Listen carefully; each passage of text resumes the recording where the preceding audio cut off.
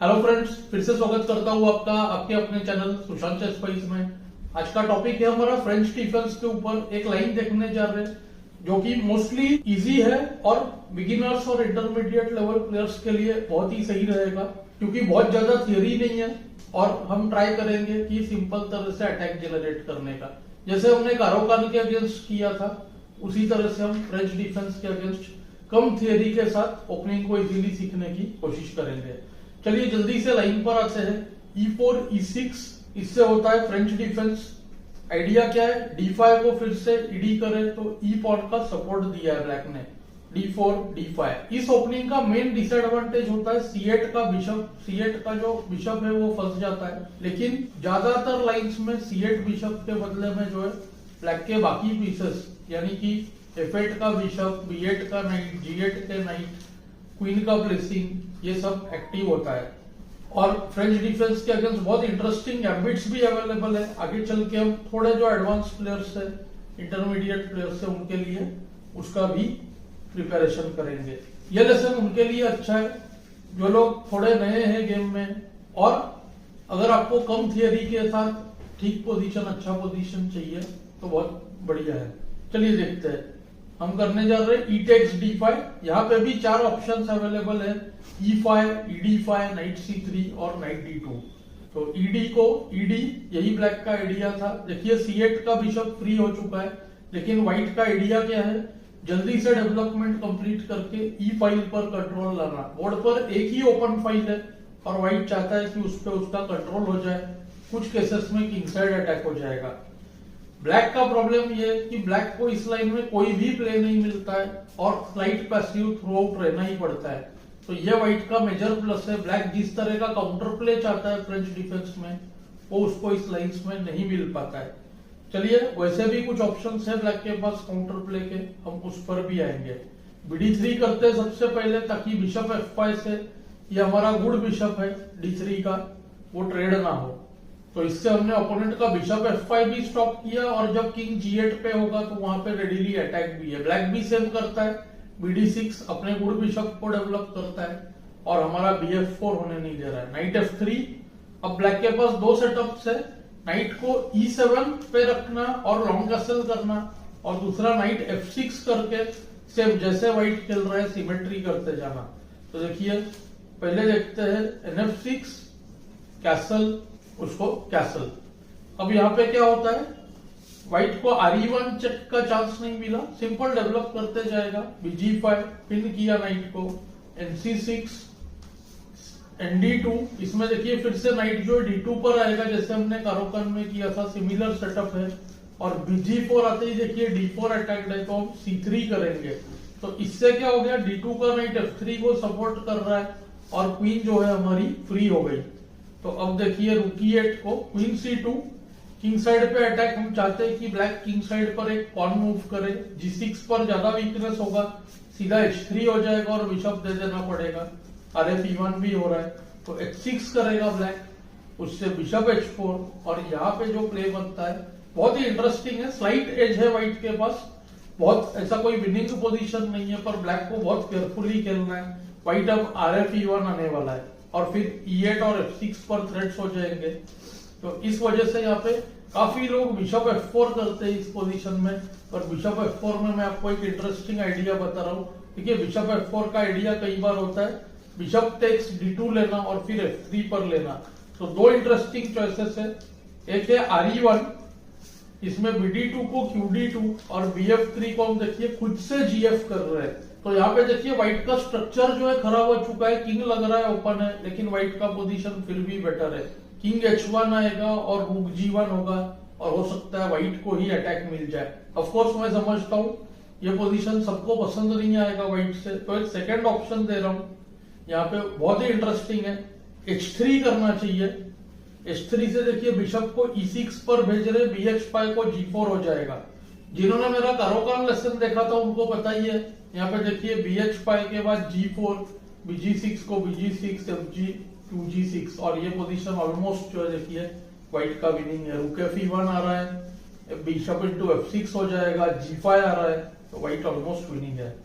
तो H3 को black कर सकता है BD2, उसको देखिए good move H takes G4, D2 के बिशप के पास स्क्वायर्स की कमी है एक ही जगह F4 पर, G3 बिशप को पीछे भेजेंगे D6 पर और G5 गुड मूव।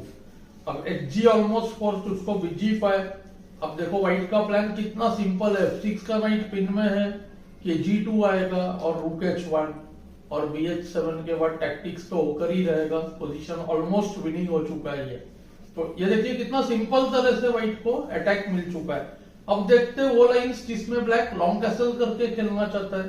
तो चलिए फिफ्थ मूव पर चलते हैं।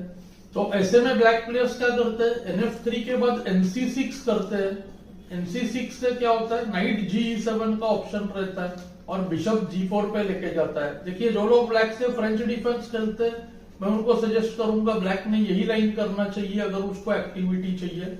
मैं बहुत साल तक खुद ब्लैक से फ्रेंच डिफेंस खेलता था और उसमें यही लाइन करता था, बहुत इंटरेस्टिंग प्ले होता है।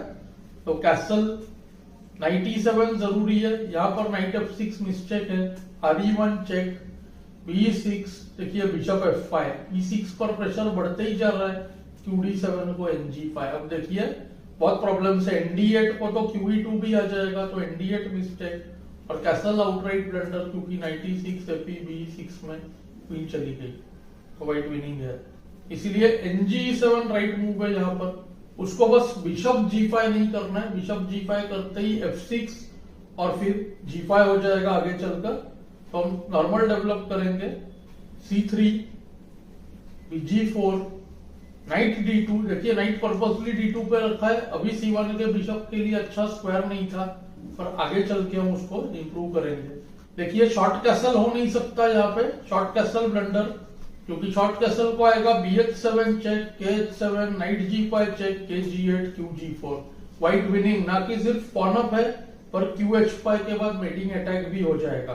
तो एक बार BG4 NG7 करने के बाद शॉर्ट कैसल हो नहीं पाता, तो यहाँ पे करना चाहिए ब्लैक ने QD7, RE1, व्हाइट भी वेट कर रहा है और जैसे ही ब्लैक लॉन्ग कैसल करेगा तब व्हाइट शुरू करेगा B4।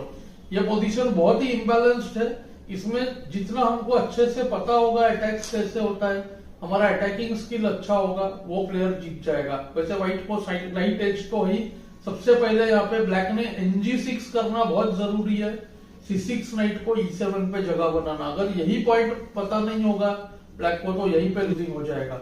देखिए व्हाइट का मेन प्लान होता है नाइट को B3 से C5 लेके जाना और इसके बाद जो है B5 आता है और क्वीन A4, तो बहुत ही डेंजरस अटैक बनेगा।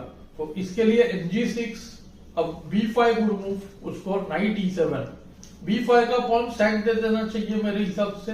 तुरंत क्वीन A4 को KB8 आता है तो तुरंत क्वीन A4 ना करे, यहाँ पे आएगा देखिए गुड मूव नाइट B3 और अब नाइट जाकर C5 पे सेटल होगा। तो यहाँ पे ब्लैक को NH4 करना बहुत जरूरी है। स्लो मूव्स जैसे कि अगर F6 करें तो आप देख सकते हो night C5, bishop C5, DC के बाद देखिए आप C6 आएगा और व्हाइट विनिंग हो जाएगा। यहाँ पर C6 बहुत ही डेंजरस थ्रेट है, तो इसीलिए नाइट H4 फोर्स, ये सब ब्लैक को पता होना जरूरी है। B2 F3 को बचाया, अब टेक्स टेक्स टेक्स के बाद B5 लेगा, तो यहाँ पे बिशप F4 गुड मूव। आप देख सकते हो कितना डिटेल्ड हम लोगों को पता हो गया, पर थियरी तो भी इसमें हम कहेंगे कमी है। क्यों, रुक B1 आने वाला है, बिशप F4 को क्वीन F4, F7 अटैक होगा, रुक B1 C5 में। आप देखो व्हाइट कम से कम स्लाइटली बेटर है, मेरे ख्याल से काफी लोग बोलेंगे क्लियरली बेटर फॉर व्हाइट, क्योंकि पॉन के बदले में अटैक मिल रहा है। चाहे तो F7 ले सकता है और व्हाइट रुक डबल करेगा B5 पर और उसका पोजीशन क्लियरली बेटर होगा। तो आप देख सकते हो, देखिए टेक्स टेक्स, क्वीन मूव करने पर रुक B1 या KB8 और खराब है उसको भी रुक B1। E7 का नाइट हैंगिंग है, तो नाइट हटाते ही NG6 को क्वीन F7 ले भी सकते हैं या क्वीन F5 KB8 रुक B1। ओवरऑल पोजीशन बहुत ही इंटरेस्टिंग लग रहा है व्हाइट के लिए।